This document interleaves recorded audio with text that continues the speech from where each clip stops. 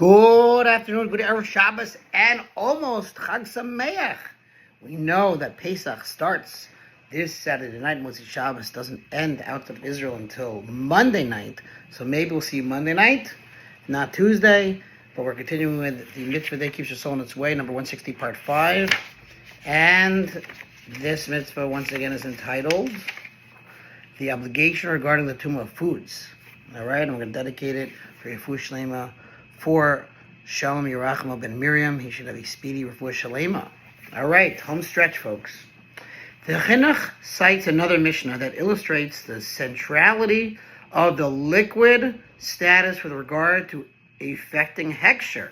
In this vein, the sages of blessed memory stated in the Mishnah that if one turned over a plate on top of a wall on a rainy day, the law is as follows. If he does so in order that the plate should be rinsed, the rainwater has the capacity to affect hechsher. Because again, we said it has to have a purpose. He has to want it. The reason the water can affect hechsher is because we now view this water as a functional liquid in the mind of the owner, as demonstrated by his intent to rinse the plate with the water, which is certainly a function of a liquid, as it is a universal practice to use a liquid for rinsing things. The Mishnah continues, if on the other hand the owner placed the plate there in order to protect the wall from damage, then the law is that the rainwater does not have the capacity to affect hechsher. This is because the owner has not demonstrated that he regards the water as functional at all. On the contrary, he is diverting the water's flow in order to prevent the damage it may cause. The Chinuch concludes his presentation of the laws of this mitzvah. With regard to yados, literally handles of foods, their laws are numerous.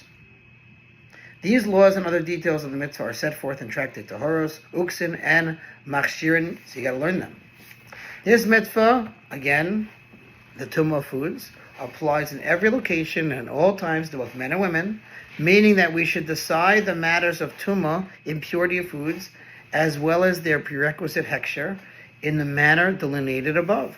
The Chinuch discusses the practical application of the mitzvah nowadays. In any event, nowadays, particularly outside the land of Israel, given that due to our sins we do not have a temple or kadoshim, consecrated foods, the practical applications of the laws of impurity, of tumas, have been suspended for us. Nevertheless, if one wishes to practice these laws himself, as was the custom of holy people in Eretz Yisrael, the land of Israel, as though he were there in the land, and to take care to eat foods only in a state of purity, tahara, the guidelines set forth throughout this mitzvah would be the proper way for him to decide these matters. The Chinuch concludes by alluding to a dispute between the Rambam and the Ramban as to whether the rules of Tumah should be reckoned as mitzvahs. In reckoning this mitzvah, which delineates the rules of Tumah's oichlin, Chinuch has followed the Rambam's opinion, which is consistent with what the Chinuch does. And the Rambam wrote the book called Sefer Mitzvahs.